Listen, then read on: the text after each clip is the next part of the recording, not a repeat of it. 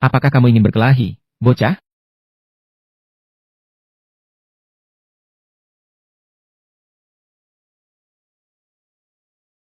Oh tidak apa-apa, kakak. Kamu benar-benar keren. Jika transgender memiliki tingkatan, maka pria bertopeng ini pasti bisa disebut raja. Dia akan membuat satu orang mati di bawah golok besarnya. Dan yang lebih menakutkan adalah, dia juga memiliki tubuh yang abadi. Karena tingkat bahaya terlalu tinggi, militer terpaksa mengerahkan pasukan, menggunakan berbagai cara, baru bisa menangkap Jason dan menjebloskannya ke penjara. Tetapi meskipun seluruh tubuhnya diikat, dan dikunci dengan berbagai jenis belenggu, dia masih bisa membuat tentara penjaga ketakutan sampai berkeringat dingin. Takut menjadi korban berikutnya. Seorang tentara perlahan mendekat dengan selembar kain hitam, menutup kepala Jason dengan kain tersebut.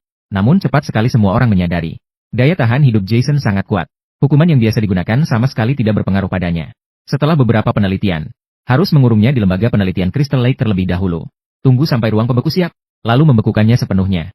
Namun, pada saat itu, lembaga penelitian kedatangan seorang tamu tak diundang.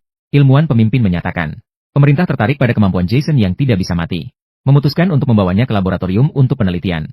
Setelah mengetahui tujuan mereka datang ke sini, penanggung jawab penelitian, Rowan berusaha keras untuk mencegah.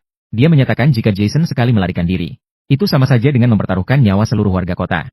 Saat ini, solusi terbaik adalah membekukan Jason sepenuhnya. Tetapi ilmuwan mengandalkan pengawalan tentara. Sama sekali tidak mengindahkan perkataan ini. Dia mengabaikan peringatan Rowan. Bersiap memaksa masuk untuk membawa Jason pergi. Namun, ketika mereka mengangkat kain hitam yang menutupi kepala Jason, mereka menemukan orang yang terikat. Ternyata telah berubah menjadi tentara penjaga tersebut. Belum sempat mereka menyadari apa yang terjadi.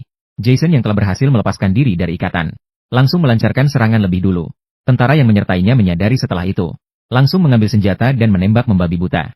Namun, peluru bagi Jason tidak ada bedanya dengan gatal. Ilmuwan melihat situasi yang tidak beres, tanpa ragu langsung melarikan diri. Namun, tentara tidak seberuntung itu. Mereka satu persatu tewas di bawah belenggu dan pipa besi Jason. Satu persatu tewas. Namun, Jason selalu merata. Maka dia melemparkan pipa besi yang ada di tangannya, mengenai tepat sasaran keilmuan yang sedang melarikan diri. Mendengar suara, Rowan dengan hati-hati mendekat untuk memeriksa. Namun, di detik berikutnya pintu baja terbentur. Ternyata komandan militer yang terlempar keluar. Mendengar pihak lain menyuruhnya segera pergi. Rowan baru saja siap untuk bertanya apa yang terjadi. Komandan tersebut menghembuskan napas terakhirnya. Rowan berpaling ke sel penjaga, menemukan bahwa di dalamnya sudah berserakan mayat. Dan Jason tidak tahu kapan sudah berada di belakangnya. Melihat keadaan sudah berkembang sejauh ini, Rowan mengambil senjata di tanah dan langsung berlari. Dia berencana untuk membawa Jason ke ruang pembeku, mencari kesempatan untuk benar-benar membekukannya. Jason yang sudah kalap karena pembunuhan, tidak menyadari maksud Rowan. Maka dia dengan tegas mengikutinya. Setelah membuka pintu ruang pembekuan bawah tanah, Rowan segera mencari tempat untuk bersembunyi. Tunggu sampai Jason juga masuk. Dia mengambil kesempatan untuk mengangkat senjatanya, menyerang Jason dengan tidak terduga. Karena tidak siap, ditambah dengan kekuatan senjata yang hebat, Jason terjepit masuk ke ruang pembeku. Melihat situasi tersebut, Rowan buru-buru melepaskan senjatanya. Dia segera berlari ke depan dan menutup pintu ruang. Kemudian dengan cepat menekan saklar nitrogen cair. Gas nitrogen cair bersuhu sangat rendah. Sekejap muncul dari atas ruang pembeku. Melihat rencananya berhasil, Rowan akhirnya merasa lega. Tapi dia tetap meremehkan kemampuan Jason. Saat Rowan mendekati ruang pembeku, bersiap untuk memeriksa keadaan di dalam, dia malah ditusuk oleh Jason dari balik pintu ruang setebal beberapa meter. Ditusuk tepat di bagian vital. Saat itu, sistem keamanan juga mengeluarkan peringatan. Karena terjadi kebocoran nitrogen cair bersuhu rendah. Pintu keamanan mengaktifkan perintah menutup otomatis. Rowan hanya bisa memandang kesempatan hidupnya hancur. Kebocoran nitrogen cair.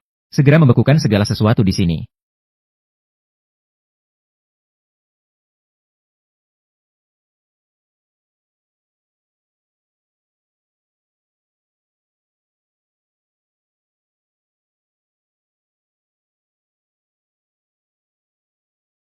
Waktu berlalu begitu cepat selama lebih dari 400 tahun. Dalam periode ini, lingkungan bumi memburuk. Tidak lagi cocok untuk dihuni manusia. Namun, kemajuan penelitian ilmiah menemukan perubahan yang sangat drastis. Manusia menemukan tempat lain yang cocok untuk dihuni. Dan memiliki teknologi yang memungkinkan perjalanan bebas antar planet. Teknologi yang memungkinkan perjalanan bebas.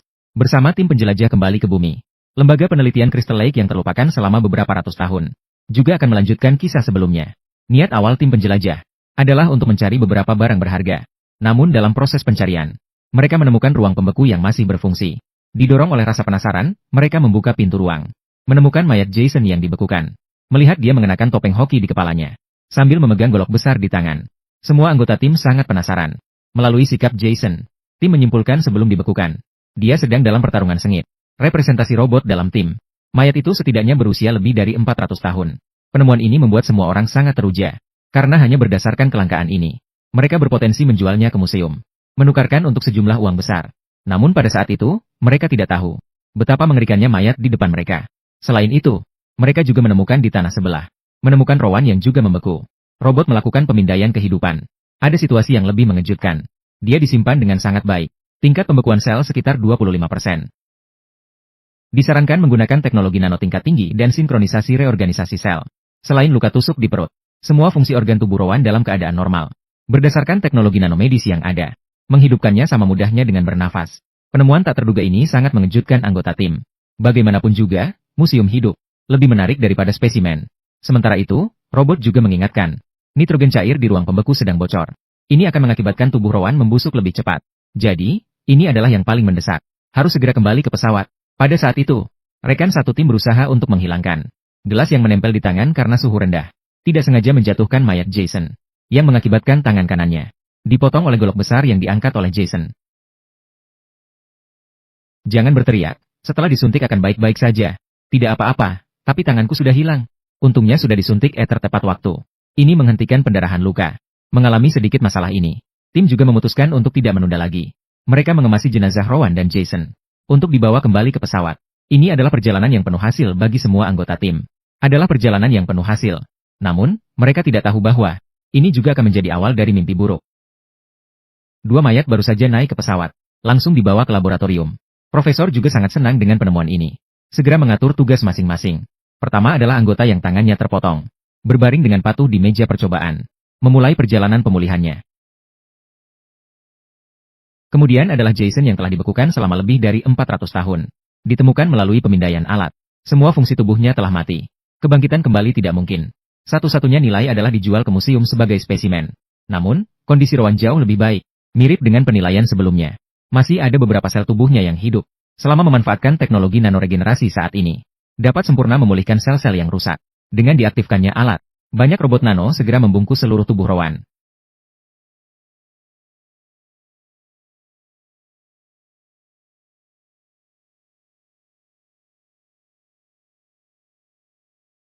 Melalui monitor terlihat, robot nano sedang berusaha memulihkan sel-sel Rowan. Seiring dengan suhu tubuh kembali normal, Rowan yang telah dibekukan selama lebih dari 400 tahun, berhasil terbangun. Dia sangat bingung saat baru terbangun, terutama saat melihat banyak orang asing di sekelilingnya. Rowan secara spontan melakukan perlawanan, menampar profesor yang mendekat. Melihat dari kekuatan yang digunakan, Rowan telah kembali normal. Jadi profesor tidak memperhatikan rasa sakitnya. Sebaliknya, segera menghibur Rowan agar tidak tegang, mengatakan bahwa mereka telah menyelamatkannya dari bumi. Rowan perlahan menurunkan kewaspadaannya setelah mendengar. Tapi dia segera teringat, Jason yang dibekukan bersamanya lebih dari 400 tahun yang lalu. Jadi dia segera bertanya tentang keberadaan Jason. Mengetahui bahwa mayat lainnya bernama Jason, profesor tidak menyadari keseriusan masalah, dan berbohong bahwa mereka tidak membawanya ke pesawat. Rowan baru merasa lega setelah itu. Tapi ketika dia mengetahui bahwa sekarang sudah tahun 2455, dan mereka saat ini berada di luar angkasa, Rowan langsung merasa sulit untuk percaya. Selain tidak menyangka bahwa dia sudah dibekukan selama ratusan tahun, dia juga mengagumi kemajuan teknologi yang begitu pesat. Setelah meninggalkan laboratorium, profesor berbalik dan kembali ke kantornya. Dia mengirim permintaan sambungan video kepada bos menggunakan komputer. Bos yang sedang menikmati mimpi indah terbangun karena suara. Sedikit merasa mudah marah ketika bangun tidur. Setelah mendengar profesor mengatakan bahwa mereka menemukan mayat, ia menjadi semakin tidak sabar. Karena ini bukanlah sesuatu yang baru.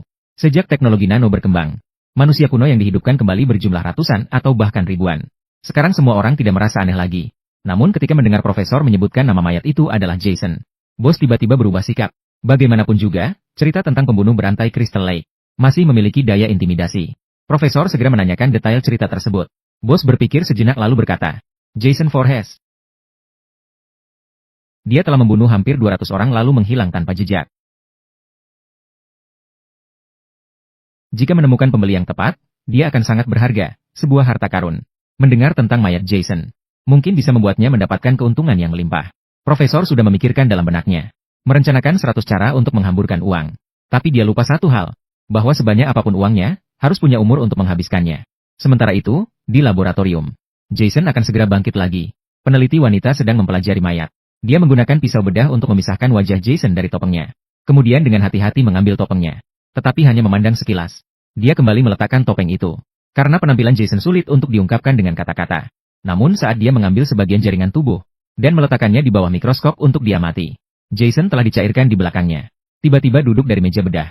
Ketika dia menyadari ada yang tidak beres, peneliti itu berbalik dan mendapati mayat Jason di meja bedah telah hilang. Di detik berikutnya, dia ditangkap oleh Jason dari belakang. Lemparkan dengan keras ke kaca. Namun karena efek kedap suara yang sangat baik, rekan-rekan di luar tidak mendengar. Jason kembali menangkap peneliti wanita itu. Lalu secara brutal menekannya ke dalam kolam nitrogen cair. Hanya karena wanita itu menganggap dirinya terlalu jelek.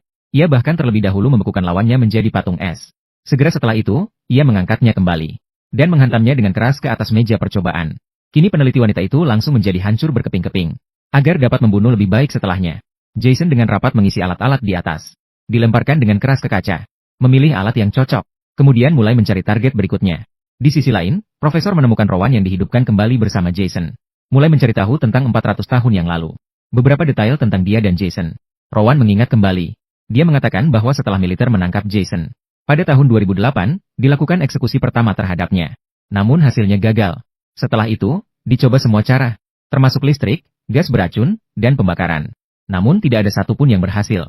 Setelah itu, akhirnya diputuskan untuk membekukannya. Pemerintah juga didorong oleh kepentingan membatalkan rencana yang sudah ditetapkan. Rowan tidak bisa tidak mengeluh. Mereka merasa monster yang tidak bisa dieksekusi itu bernilai sangat mahal. Sampai kehilangan penilaian yang tepat. Pada akhirnya, selalu ada masalah uang. Namun yang tidak dia tahu adalah, profesor yang tampak sangat jujur di depannya, juga sudah kehilangan tujuan penelitian yang sebenarnya. Menjadi seorang musafir yang kehilangan uang. Melihat tubuh Rowan pulih normal, profesor kemudian membawanya untuk bertemu dengan semua orang.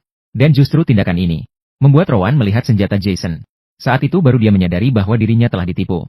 Meskipun dia memberitahu profesor, Jason sangat berbahaya. Sementara itu, pihak lain tetap tidak mengindahkannya. Dan juga mengatakan telah ditemukan melalui pemeriksaan alat. Jason telah kehilangan semua tanda-tanda vital. Sudah mati total. Apakah pemindai kamu tidak bisa salah?